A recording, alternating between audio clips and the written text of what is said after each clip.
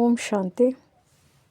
ನಮ್ಮ ಚಾನೆಲ್ ವಿಡಿಯೋಗಳ ಹೆಚ್ಚಿನ ಮಾಹಿತಿಗಾಗಿ ಸಬ್ಸ್ಕ್ರೈಬ್ ಬಟನ್ಗೆ ಕ್ಲಿಕ್ ಮಾಡಿ ನಮ್ಮ ಚಾನೆಲ್ಗೆ ಸಬ್ಸ್ಕ್ರೈಬ್ ಮಾಡಿ. ಈ ವಿಡಿಯೋ ಇಷ್ಟವಾದಲ್ಲಿ ಲೈಕ್ ಮಾಡಿ, ಶೇರ್ ಮಾಡಿ ಹಾಗೂ ಕಮೆಂಟ್ ಮಾಡಿ.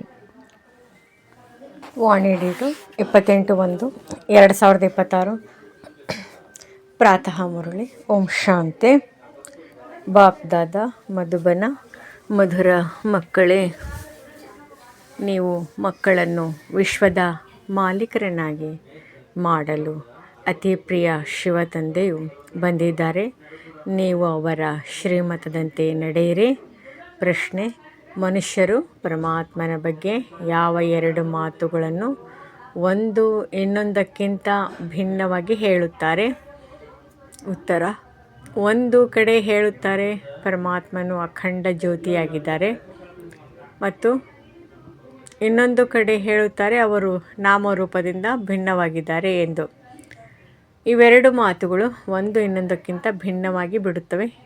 ಯಥಾರ್ಥ ರೂಪದಿಂದ ಅರಿತುಕೊಳ್ಳದಿರುವ ಕಾರಣವೇ ಪತಿತರಾಗುತ್ತಾ ಹೋಗುತ್ತಾರೆ. ಯಾವಾಗ ತಂದೆಯು ಬರುವರೋ ಆಗ ತಮ್ಮ ಸತ್ಯ ಪರಿಚಯವನ್ನು ಕೊಡುತ್ತಾರೆ. ಗೀತೆ: ಸತ್ತರು ನಿನ್ನ ಮಡಿಲಿನಲ್ಲಿಯೇ. ಓಂ ಶಾಂತಿ. ಮಕ್ಕಳು ಗೀತೆಯನ್ನು ಕೇಳಿದಿರಿ. ಯಾರಾದರೂ ಮರಣ ಹೊಂದಿದಾಗ ತಂದೆಯ ಬಳಿ ಜನ್ಮ ತೆಗೆದುಕೊಳ್ಳುತ್ತಾರೆ. ತಂದೆಯ ಬಳಿ ಜನ್ಮ ತೆಗೆದುಕೊಂಡರು ಎಂದೇ ಹೇಳುತ್ತಾರೆ. ತಾಯಿಯ ಹೆಸರನ್ನು ತೆಗೆದುಕೊಳ್ಳುವುದಿಲ್ಲ. ತಂದೆಗೆ ಶುಭಾಶಯಗಳನ್ನು ಹೇಳುತ್ತಾರೆ. ಈಗ ನೀವು ಮಕ್ಕಳು ತಿಳಿದುಕೊಂಡಿದ್ದೀರಿ, ನಾವು ಆತ್ಮರಾಗಿದ್ದೇವೆ. ಅದಂತೂ ಶರೀರದ ಮಾತಾಯಿತು. ಒಂದು ಶರೀರ ಬಿಟ್ಟು ಮತ್ತೆ ಇನ್ನೊಬ್ಬ ತಂದೆಯ ಬಳಿ ಹೋಗುತ್ತಾರೆ. ನೀವು 84 ಜನ್ಮಗಳಲ್ಲಿ 84 ಮಂದಿ ಸಾಕಾರ ತಂದೆಯರನ್ನು ಮಾಡಿಕೊಂಡಿದ್ದೀರಿ. ವಾಸ್ತವದಲ್ಲಿ ನೀವು ನಿರಾಕಾರ ತಂದೆಯ ಮಕ್ಕಳಾಗಿದ್ದೀರಿ. ನೀವು ಆತ್ಮರು. ಪರಮಾತ್ಮ ಪರಂಪಿತ ಪರಮಾತ್ಮನ ಮಕ್ಕಳಾಗಿದ್ದೀರಿ. ಅಲ್ಲಿನ ನಿವಾಸಿಗಳಾಗಿದ್ದೀರಿ. ಯಾವುದಕ್ಕೆ ನಿರ್ವಾಣಧಾಮ ಅಥವಾ ಶಾಂತಿಧಾಮವೆಂದು ಹೇಳುತ್ತಾರೆ? ಮೂಲತಃ ನೀವು ಅಲ್ಲಿನ ನಿವಾಸಿಗಳಾಗಿದ್ದೀರಿ. ತಂದೆಯು ಸಹ ಅಲ್ಲಿಯೇ ಇರುತ್ತಾರೆ. ಇಲ್ಲಿ ಬಂದು ನೀವು ಲೌಕಿಕ ತಂದೆಯ ಮಕ್ಕಳಾಗುತ್ತೀರಿ. ಅನಂತರ ಆ ತಂದೆಯನ್ನೇ ಮರೆತು ಹೋಗುತ್ತೀರಿ. ಸತ್ಯುಗದಲ್ಲಿಯೂ ಸಹ ನೀವು ಸುಖಿಯಾಗಿ ಬಿಡುತ್ತೀರಿ. ಆದ್ದರಿಂದ ಆ ಪಾರಲೌಕಿಕ ತಂದೆಯನ್ನು ಮರೆತು ಹೋಗುತ್ತೀರಿ. ಸುಖದಲ್ಲಿ ಆ ತಂದೆಯನ್ನು ಯಾರೂ ಸ್ಮರಣೆ ಮಾಡುವುದಿಲ್ಲ. ದುಃಖದಲ್ಲಿ ಸ್ಮರಣೆ ಮಾಡುತ್ತಾರೆ ಮತ್ತು ಆತ್ಮವೇ ನೆನಪು ಮಾಡುತ್ತದೆ. ಲೌಕಿಕ ತಂದೆಯನ್ನು ನೆನಪು ಮಾಡಿದಾಗ ಬುದ್ಧಿಯು ಶರೀರದ ಕಡೆ ಇರುತ್ತದೆ. ಈ ತಂದೆಯು ಅಂದರೆ ಬ್ರಹ್ಮ ಅವರನ್ನು ನೆನಪು ಮಾಡಿದಾಗ ಓ ಬಾಬಾ ಎಂದು ಹೇಳುತ್ತಾರೆ. ಇಬ್ಬರು ತಂದೆಯರೇ ಆಗಿದ್ದಾರೆ. ಸರಿಯಾದ ಶಬ್ದವು ಬಾಬಾ ಎಂದಾಗಿದೆ. ಅವರು ಸಹ ತಂದೆ, ಇವರು ತಂದೆಯಾಗಿದ್ದಾರೆ.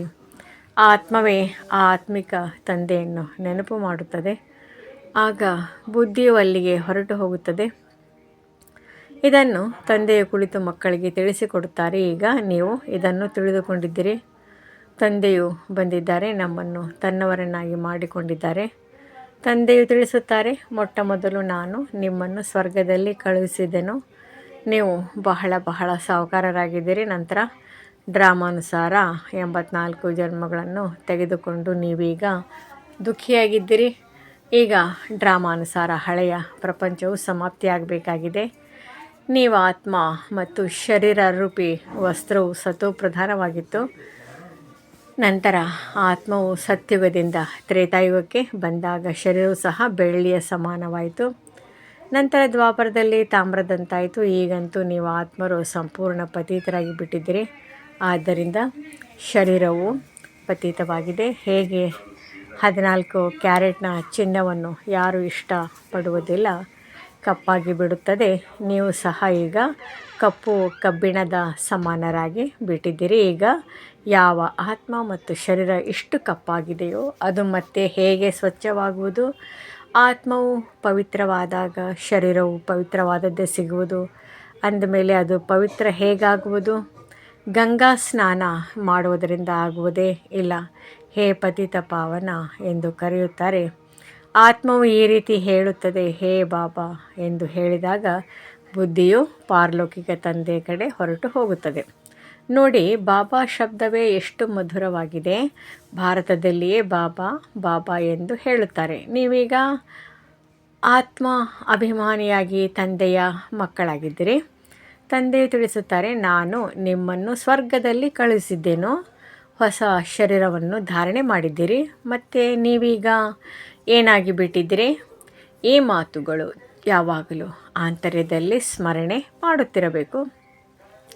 ತಂದೆಯನ್ನು ನೆನಪು ಮಾಡಬೇಕು. ಹೇ ತಂದೆಯೇ, ನಾವು ಆತ್ಮರು ಪತಿತರಾಗಿ ಬಿಟ್ಟಿದ್ದೇವೆ, ಈಗ ತಾವು ಬಂದು ಪಾವನ ಮಾಡಿ ಎಂದು ನೆನಪು ಮಾಡುತ್ತಾರಲ್ಲವೇ.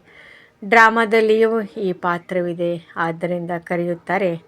ಡ್ರಾಮಾ ಪ್ಲ್ಯಾನ್ ಅನುಸಾರ ಹಳೆಯ ಪ್ರಪಂಚದಿಂದ ಯಾವಾಗ ಹೊಸ ಪ್ರಪಂಚವಾಗಬೇಕೋ ಆಗಲೇ ನಾನು ಬರುತ್ತೇನೆ. ಅಂದಮೇಲೆ ಅವಶ್ಯವಾಗಿ ಸಂಗಮದಲ್ಲಿಯೇ ಬರುತ್ತಾರಲ್ಲವೇ. ನೀವು ಮಕ್ಕಳಿಗೆ ನಿಶ್ಚಯವಿದೆ, ಅತಿ ಪ್ರಿಯ ತಂದೆಯಾಗಿದ್ದಾರೆ. ಮಧುರ, ಅತಿ ಮಧುರ, ಮಧುರಾತಿ ಮಧುರ ಎಂದು ಹೇಳುತ್ತಾರೆ. ಅಂದಮೇಲೆ ಈಗ ಮಧುರ ಯಾರು? ಲೌಕಿಕ ಸಂಬಂಧದಲ್ಲಿ ಮೊದಲು ತಂದೆಯಾಗಿದ್ದಾರೆ. ಯಾರು ಜನ್ಮ ಕೊಡುತ್ತಾರೆ, ನಂತರ ಶಿಕ್ಷಕರು, ಅವರು ಒಳ್ಳೆಯವರು ಇರುತ್ತಾರೆ. ಅವರಿಂದ ಓದಿ ಪದವಿಯನ್ನು ಪಡೆಯುತ್ತೀರಿ. ಜ್ಞಾನವು ಆದಾಯದ ಮೂಲವೆಂದು ಹೇಳಲಾಗುತ್ತದೆ. ಜ್ಞಾನವು ತಿಳುವಳಿಕೆಯಾಗಿದೆ, ಯೋಗವು ನೆನಪಾಗಿದೆ. ಅಂದಾಗ ಬೇಹದ್ದಿನ ತಂದೆಯು ಯಾರು ನಿಮ್ಮನ್ನು ಸ್ವರ್ಗದ ಮಾಲೀಕರನ್ನಾಗಿ ಮಾಡಿದ್ದರೋ ಅವರನ್ನು ನೀವೀಗ ಮರೆತು ಬಿಟ್ಟಿದ್ದೀರಿ. ಯಾವ ಶಿವ ತಂದೆಯು ಹೇಗೆ ಬಂದರು ಎಂಬುದು ಯಾರಿಗೂ ತಿಳಿದಿಲ್ಲ. ಚಿತ್ರಗಳಲ್ಲಿಯೂ ಸ್ಪಷ್ಟವಾಗಿ ತೋರಿಸಲಾಗಿದೆ. ಶಿವತಂದೆಯು ಬ್ರಹ್ಮರವರ ಮೂಲಕ ಸ್ಥಾಪನೆ ಮಾಡಿಸುತ್ತಾರೆ. ರಾಜಯೋಗವನ್ನು ಕೃಷ್ಣನು ಹೇಗೆ ಕಲಿಸುವನು? ರಾಜಯೋಗವನ್ನು ಕಲಿಸುವುದೇ ಸತ್ಯುಗಕ್ಕಾಗಿ. ಅಂದಮೇಲೆ ಅವಶ್ಯವಾಗಿ ಸಂಗಮಯುಗದಲ್ಲಿ ತಂದೆಯೇ ಕಲಿಸಿರಬೇಕು. ಸತ್ಯುಗದ ಸ್ಥಾಪನೆ ಮಾಡುವವರು ತಂದೆಯಾಗಿದ್ದಾರೆ. ಶಿವ ತಂದೆಯು ಇವರ ಮೂಲಕ ಮಾಡಿಸುತ್ತಾರೆ. ಮಾಡಿಸುವವರಲ್ಲವೇ. ಮನುಷ್ಯರಂತೂ ತ್ರಿಮೂರ್ತಿ ಬ್ರಹ್ಮನೆಂದು ಹೇಳಿ ಬಿಡುತ್ತಾರೆ. ಆದರೆ ಶ್ರೇಷ್ಠಾತಿ ಶ್ರೇಷ್ಠನು ಶಿವನಲ್ಲವೇ. ಬ್ರಹ್ಮನು ಸಾಕಾರಿ, ಇವರು ನಿರಾಕಾರಿಯಾಗಿದ್ದಾರೆ. ಸೃಷ್ಟಿಯು ಇಲ್ಲಿಯೇ ಇದೆ. ಈ ಸೃಷ್ಟಿಯದೇ ಚಕ್ರವಾಗಿದೆ. ಅದು ಸುತ್ತುತ್ತಿರುತ್ತದೆ, ಪುನರಾವರ್ತನೆಯಾಗುತ್ತಿರುತ್ತದೆ. ಸೂಕ್ಷ್ಮವತನದ ಚಕ್ರವೆಂದು ಗಾಯನವಿಲ್ಲ. ಮನುಷ್ಯ ಸೃಷ್ಟಿಯ ಚರಿತ್ರೆ ಭೂಗೋಳವೇ ಪುನರಾವರ್ತನೆಯಾಗುತ್ತದೆ. ಸೂಕ್ಷ್ಮವತನದಲ್ಲಿ ಯಾವುದೇ ಚಕ್ರ ಇತ್ಯಾದಿಗಳಿರುವುದಿಲ್ಲ. ವಿಶ್ವದ ಇತಿಹಾಸ ಭೂಗೋಳವು ಪುನರಾವರ್ತನೆ ಎಂದು ಗಾಯನವಿದೆ. ಅದು ಇಲ್ಲಿಯೇ ಮಾತಾಗಿದೆ. ಸತ್ಯ ತ್ರೇತಾಯುಗ ಮಧ್ಯದಲ್ಲಿ ಅವಶ್ಯವಾಗಿ ಸಂಗಮಯುಗ ಬೇಕಾಗಿದೆ. ಇಲ್ಲವಾದರೆ ಕಲಿಯುಗವನ್ನು ಸತ್ಯುಗವನ್ನಾಗಿ ಯಾರು ಮಾಡುವರು? ನರಕವಾಸಿಗಳನ್ನು ಸ್ವರ್ಗವಾಸಿಗಳನ್ನಾಗಿ ಮಾಡಲು ತಂದೆಯು ಸಂಗಮದಲ್ಲಿ ಬರುತ್ತಾರೆ. ಇದಂತೂ ಸರ್ವಶಕ್ತಿವಂತ ತಂದೆಯ ಸರ್ಕಾರವಾಗಿದೆ. ಜೊತೆಯಲ್ಲೇ ಧರ್ಮರಾಜನೂ ಇದ್ದಾರೆ. ನಾನು ನಿರ್ಗುಣನಲ್ಲಿ ಯಾವುದೇ ಗುಣವಿಲ್ಲವೆಂದು ಆತ್ಮವು ಹೇಳುತ್ತದೆ. ಯಾವುದೇ ದೇವತೆಯ ಮುಂದೆ ಹೋಗುತ್ತಾರೆಂದರೆ ಅವರ ಮುಂದೆ ಹೇಗೆ ಹೇಳುತ್ತಾರೆ? ವಾಸ್ತವದಲ್ಲಿ ಈ ರೀತಿ ತಂದೆಗೆ ಹೇಳಬೇಕು. ತಂದೆಯನ್ನು ಬಿಟ್ಟು ಬಂದು ಸಹೋದರರನ್ನು, ದೇವತೆಗಳನ್ನು ಹಿಡಿದುಕೊಂಡಿದ್ದಾರೆ. ಈ ದೇವತೆಗಳು ಸಹೋದರರಾದರಲ್ಲವೇ. ಸಹೋದರರಿಂದ ಏನು ಸಿಗುವುದಿಲ್ಲ. ಸಹೋದರರ ಪೂಜೆ ಮಾಡುತ್ತಾ ಕೆಳಗಿಳಿಯುತ್ತಾ ಬಂದಿದ್ದಾರೆ. ನೀವೀಗ ತಿಳಿದುಕೊಂಡಿದ್ದೀರಿ, ತಂದೆಯು ಬಂದಿದ್ದಾರೆ, ಅವರಿಂದ ನಮಗೆ ಆಸ್ತಿಯು ಸಿಗುತ್ತದೆ. ಮನುಷ್ಯರು ತಂದೆಯನ್ನೇ ಅರಿತುಕೊಂಡಿಲ್ಲ. ಸರ್ವವ್ಯಾಪಿ ಎಂದು ಹೇಳಿಬಿಡುತ್ತಾರೆ. ಇನ್ನು ಕೆಲವರು ತಂದೆಯು ಅಖಂಡ ಜ್ಯೋತಿ ತತ್ವ ಎಂದು ಹೇಳುತ್ತಾರೆ. ತಂದೆಯು ನಾಮರೂಪದಿಂದ ಭಿನ್ನವೆಂದು ಕೆಲವರು ಹೇಳುತ್ತಾರೆ. ಯಾವಾಗ ಅಖಂಡ ಜ್ಯೋತಿ ಸ್ವರೂಪನಾಗಿದ್ದಾರೆ ಅಂದಮೇಲೆ ಮತ್ತೆ ಅವರು ನಾಮರೂಪದಿಂದ ಭಿನ್ನವೆಂದು ಹೇಗೆ ಹೇಳುತ್ತೀರಿ? ತಂದೆಯನ್ನು ಅರಿತುಕೊಳ್ಳದಿರುವ ಕಾರಣದಿಂದಲೇ ಪತಿತರಾಗಿ ಬಿಟ್ಟಿದ್ದಾರೆ. ತಮೋ ಪ್ರಧಾನರು ಆಗಲೇಬೇಕಾಗಿದೆ. ಮತ್ತು ಯಾವಾಗ ತಂದೆಯು ಬರುತ್ತಾರೆಯೋ ಆಗ ಎಲ್ಲರನ್ನು ಸತೋ ಪ್ರಧಾನರನ್ನಾಗಿ ಮಾಡುತ್ತಾರೆ. ಆತ್ಮಗಳು ನಿರಾಕಾರಿ ಪ್ರಪಂಚದಲ್ಲಿ ತಂದೆಯ ಜೊತೆ ಇರುತ್ತಾರೆ. ನಂತರ ಇಲ್ಲಿ ಸತೋ ರಜೋ ತಮೋದಲ್ಲಿ ಬಂದು ಪಾತ್ರವನ್ನು ಅಭಿನಯಿಸುತ್ತಾರೆ. ಆತ್ಮವೇ ತಂದೆಯನ್ನು ನೆನಪು ಮಾಡುತ್ತದೆ. ತಂದೆಯು ಬರುತ್ತಾರೆ. ನಾನು ಬ್ರಹ್ಮನ ತನುವಿನ ಆಧಾರ ತೆಗೆದುಕೊಳ್ಳುತ್ತೇನೆಂದು ಹೇಳುತ್ತಾರೆ. ಇದು ಭಾಗ್ಯಶಾಲಿ ರಥವಾಗಿದೆ. ಆತ್ಮವು ರಥವಿಲ್ಲದೆ ಇರುವುದಿಲ್ಲ. ಈಗ ನೀವು ಮಕ್ಕಳಿಗೆ ತಿಳಿಸಲಾಗಿದೆ. ಇದು ಜ್ಞಾನದ ಮಳೆಯಾಗಿದೆ, ತಿಳುವಳಿಕೆಯಾಗಿದೆ. ಇದರಿಂದೇನು ಆಗುತ್ತದೆ? ಪತಿತ ಪ್ರಪಂಚದಿಂದ ಪಾವನ ಪ್ರಪಂಚವಾಗುತ್ತದೆ. ಈ ಗಂಗಾ ಜಮುನಾ ಸತ್ಯುಗದಲ್ಲಿಯೂ ಇರುತ್ತದೆ. ಕೃಷ್ಣನು ಜಮುನಾ ನದಿಯ ತೀರದಲ್ಲಿ ಆಟವಾಡುತ್ತಾನೆಂದು ಹೇಳುತ್ತಾರೆ. ಆದರೆ ಈ ರೀತಿಯ ಮಾತೇನೂ ಇಲ್ಲ. ಕೃಷ್ಣನಂತೂ ಸತ್ಯುಗದ ರಾಜಕುಮಾರನಾಗಿದ್ದಾನೆ. ಅವನನ್ನು ಬಹಳ ಚೆನ್ನಾಗಿ ಸಂಭಾಲನೆ ಮಾಡಲಾಗುತ್ತದೆ. ಏಕೆಂದರೆ ಹೂವಲ್ಲವೇ? ಹೂವು ಎಷ್ಟೊಂದು ಸುಂದರವಾಗಿರುತ್ತದೆ. ಎಲ್ಲರೂ ಹೂವಿನಿಂದ ಸುಗಂಧವನ್ನು ತೆಗೆದುಕೊಳ್ಳುತ್ತಾರೆ, ಮುಳ್ಳುಗಳಿಂದ ತೆಗೆದುಕೊಳ್ಳುವುದಿಲ್ಲ. ಈಗಂತೂ ಇದು ಮುಳ್ಳುಗಳ ಪ್ರಪಂಚವಾಗಿದೆ. ಮುಳ್ಳಿನ ಕಾಡನ್ನು ತಂದೆಯು ಬಂದು ಹೂದೋಟವನ್ನಾಗಿ ಮಾಡುತ್ತಾರೆ. ಆದ್ದರಿಂದ ಅವರಿಗೆ ಬಬುಲ್ನಾಥನೆಂದು ಹೆಸರಿಟ್ಟಿದ್ದಾರೆ.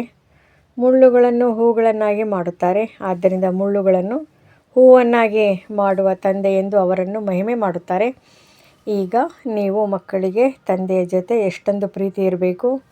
ಆ ಲೌಕಿಕ ತಂದೆಯಂತೂ ನಿಮ್ಮನ್ನು ಕೆಸರಿನಲ್ಲಿ ಹಾಕುತ್ತಾರೆ.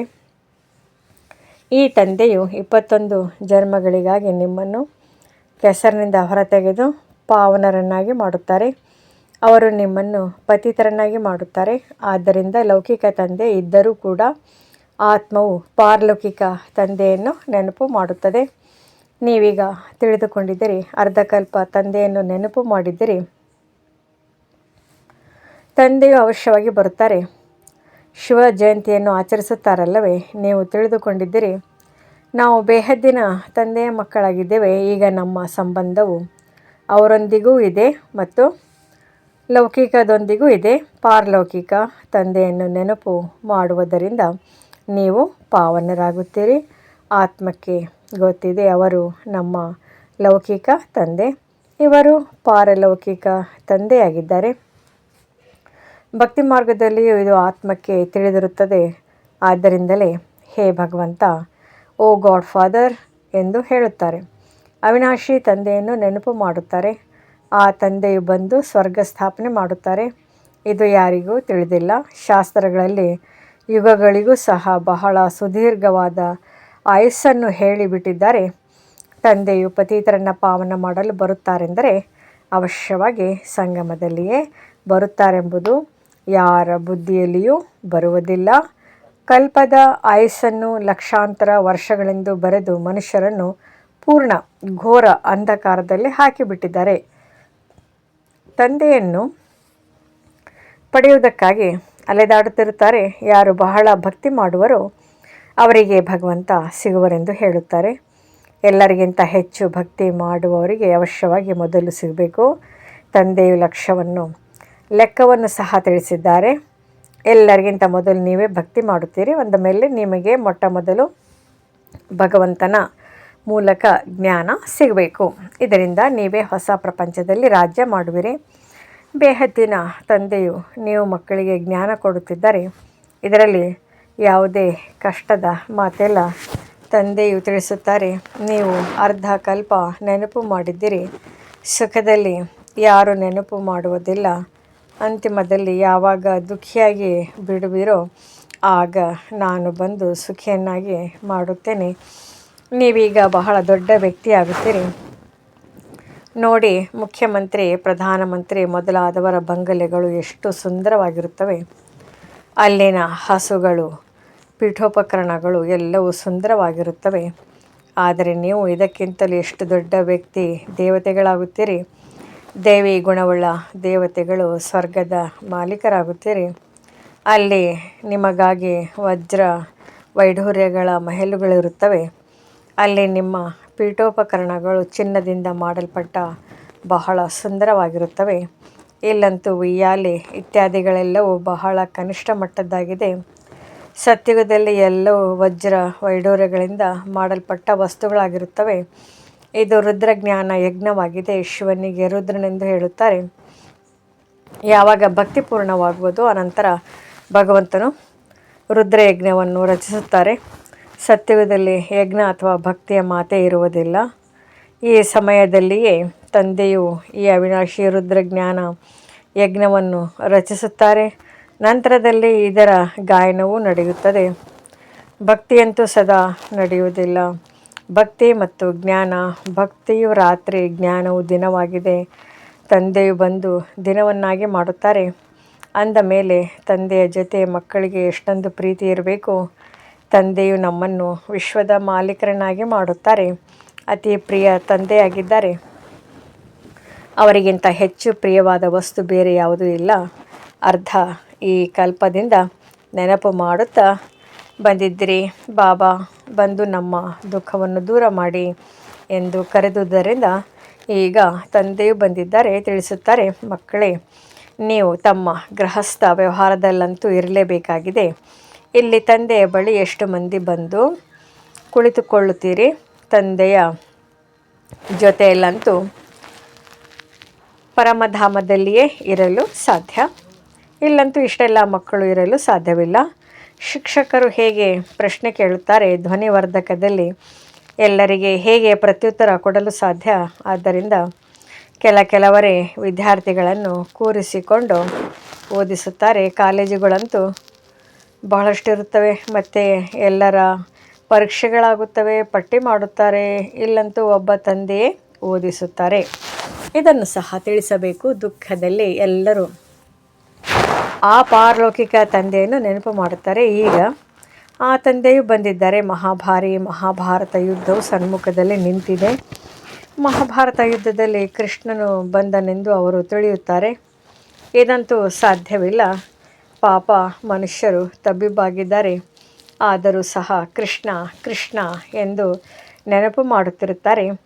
ಈಗ ಅತಿ ಪ್ರಿಯನು ಶಿವನೂ ಆಗಿದ್ದಾರೆ ಮತ್ತು ಕೃಷ್ಣನೂ ಆಗಿದ್ದಾನೆ. ಅಂದರೆ ಅವರು ನಿರಾಕಾರ, ಕೃಷ್ಣನು ಸಾಕಾರಿಯಾಗಿದ್ದಾನೆ. ನಿರಾಕಾರ ತಂದೆಯು ಎಲ್ಲ ಆತ್ಮಗಳ ತಂದೆಯಾಗಿದ್ದಾರೆ. ವಾಸ್ತವದಲ್ಲಿ ಇಬ್ಬರು ಅತಿ ಪ್ರಿಯರಾಗಿದ್ದಾರೆ. ಕೃಷ್ಣನು ಸಹ ವಿಶ್ವದ ಮಾಲೀಕನಲ್ಲವೇ? ನೀವೀಗ ನಿರ್ಣಯ ಮಾಡಿ, ಹೆಚ್ಚು ಪ್ರಿಯರು ಯಾರು? ಶಿವ ತಂದೆಯೇ ಆ ರೀತಿ ಯೋಗ್ಯರನ್ನಾಗಿ ಮಾಡುತ್ತಾರಲ್ಲವೇ? ಕೃಷ್ಣನೇನು ಮಾಡುತ್ತಾನೆ? ತಂದೆಯೇ ಅವರನ್ನು ಈ ರೀತಿ ಮಾಡುತ್ತಾರೆ.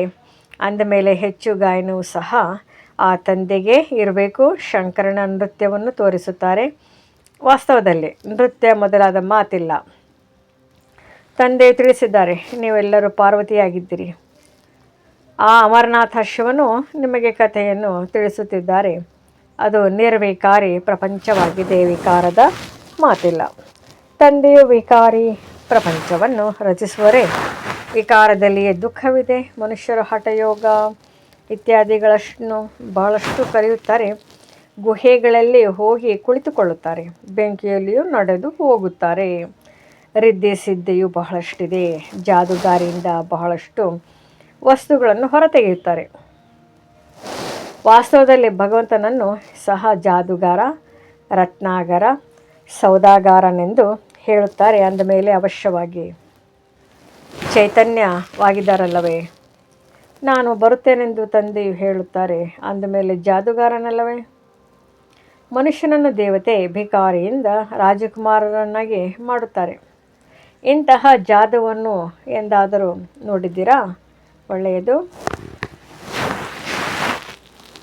ಮಧುರಾತಿ ಮಧುರ ಅಗಲಿ ಹೋಗಿ ಮರಳಿ ಸಿಕ್ಕಿರುವ ಮಕ್ಕಳ ಪ್ರತಿ ಮಾತಾ ಪಿತಾ ಬಾಬ್ದಾದಾರವರ ನೆನಪು, ಪ್ರೀತಿ ಹಾಗೂ ಸುಪ್ರಭಾತ. ಆತ್ಮಿಕ ಮಕ್ಕಳಿಗೆ ಆತ್ಮಿಕ ತಂದೆಯ ನಮಸ್ತೆ. ಧಾರಣೆಗಾಗಿ ಮುಖ್ಯ ಸಾರ. ಹೂದೋಟದಲ್ಲಿ ಹೋಗಬೇಕಾಗಿದೆ. ಆದ್ದರಿಂದ ಸುಗಂಧ ಭರಿತ ಹೂಗಳಾಗಬೇಕಾಗಿದೆ. ಯಾರಿಗೂ ದುಃಖವನ್ನು ಕೊಡಬಾರದು. ಒಬ್ಬ ಪಾರಲೌಕಿಕ ತಂದೆಯೊಂದಿಗೆ ಸರ್ವ ಸಂಬಂಧಗಳನ್ನು ಜೋಡಿಸಬೇಕಾಗಿದೆ. ಶಿವ ತಂದೆಯು ಪ್ರಿಯನಾಗಿದ್ದಾರೆ. ಅವರೊಬ್ಬರನ್ನೇ ಪ್ರೀತಿ ಮಾಡಬೇಕಾಗಿದೆ. ಸುಖದಾತ ತಂದೆಯನ್ನು ನೆನಪು ಮಾಡಬೇಕಾಗಿದೆ. ವರದಾನ: ಯಾರಲ್ಲಿಯೂ ಕೊರತೆ, ಬಲಹೀನತೆಗಳನ್ನು ನೋಡದೆಯೇ ತಮ್ಮ ಗುಣ ಅಥವಾ ಶಕ್ತಿಗಳ ಸಹಯೋಗವನ್ನು ಕೊಡುವಂತಹ ಮಾಸ್ಟರ್ ದಾತ ಭವ. ಸರ್ವ ಆತ್ಮರು ನಮ್ಮ ಸಮಾನ ಆಸ್ತಿಯ ಅಧಿಕಾರಿಯಾಗಿ ಬಿಡಲಿ. ಹೀಗೆ ಯಾರು ಸದಾ ಇದೇ ಆತ್ಮಿಕ ಭಾವನೆಯಲ್ಲಿ ಇರುತ್ತಾರೆಯೋ ಅವರೇ ಮಾಸ್ಟರ್ ದಾತ ಆಗಿದ್ದಾರೆ. ಅಂಥವರು ಯಾರಲ್ಲಿಯೂ ಕೊರತೆ ಬಲಹೀನತೆಗಳನ್ನು ನೋಡದೆ ಸ್ವಯಂ ಧಾರಣೆ ಮಾಡಿಕೊಂಡಿರುವ ಗುಣಗಳ ಶಕ್ತಿಗಳ ಸಹಯೋಗವನ್ನು ಕೊಡುತ್ತಾರೆ. ಇವರಿರುವುದೇ ಹೀಗೆ ಎಂಬ ಭಾವನೆಗೆ ಬದಲು ಇವರನ್ನು ನಾನು ತಂದೆ ಸಮಾನ ಮಾಡೋಣವೆಂಬ ಶುಭ ಭಾವನೆ ಇರಲಿ. ಜೊತೆಗೆ ಈ ಶ್ರೇಷ್ಠ ಕಾಮನೆಯೇ ಇರಲಿ. ಈ ಎಲ್ಲ ಆತ್ಮರು ಬಡವ ದುಃಖಿ ಅಶಾಂತತೆಯಿಂದ ಸದಾ ಶಾಂತ ಸುಖರೂಪದವರಾಗಿ ಸಂಪನ್ನರಾಗಿ ಬಿಡಲಿ. ಹೀಗಿದ್ದಾಗಲೇ ಮಾಸ್ಟರ್ ದಾತ ಎಂದು ಹೇಳಲಾಗುತ್ತದೆ. ಸ್ಲೋಗನ್: ಮನಸ ವಾಚ ಕರ್ಮಣ. ಸೇವೆಯನ್ನು ಮಾಡುವವರೇ ನಿರಂತರ ಸೇವಾಧಾರಿಯಾಗಿದ್ದಾರೆ. ಅವರ ಪ್ರತಿ ಶ್ವಾಸದಲ್ಲಿ ಸೇವೆಯು ಸಮಾವೇಶವಾಗಿರುತ್ತದೆ.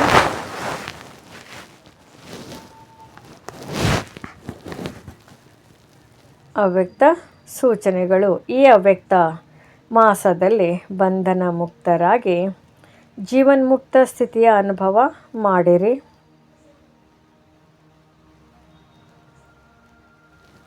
ಮೊದಲು ನಿಮ್ಮ ದೇಹದ ಸಂಬಂಧಗಳಿಂದ ಹಳೆಯ ಜಗತ್ತಿನ ಸ್ಮೃತಿಯಿಂದ ಮುಕ್ತರಾಗಿರಿ. ಈ ಮುಕ್ತಿಯ ಸ್ಥಿತಿಯನ್ನು ಅನುಭವಿಸಿದಾಗ ಸತ್ಯ ಸ್ವತಃ ಜೀವನ ಮುಕ್ತಿಯ ಅನುಭವ ದೊರೆಯುತ್ತದೆ. ಆದ್ದರಿಂದ ಪರಿಶೀಲನೆ ಮಾಡಿರಿ. ಜೀವನದಲ್ಲಿ ಇದ್ದರೂ ದೇಹದ ಸಂಬಂಧ ಮತ್ತು ಹಳೆಯ ಪ್ರಪಂಚದ ಆಕರ್ಷಣೆಯಿಂದ ಎಷ್ಟರ ಮಟ್ಟಿಗೆ ಮುಕ್ತರಾಗಿದ್ದೀರಿ. ಓಂ ಶಾಂತಿ. ಈ ಮುರಳಿ ಇಷ್ಟವಾದಲ್ಲಿ ಹೆಚ್ಚಿನ ಮುರಳಿಗಳ ಮಾಹಿತಿಗಾಗಿ ನಮ್ಮ ಚಾನಲ್ಗೆ ಸಬ್ಸ್ಕ್ರೈಬ್ ಮಾಡಿ. ತಮಗೆ ವಿಡಿಯೋ ನೋಟಿಫಿಕೇಷನ್ ಸಿಗ್ತಾ ಇರುವುದು.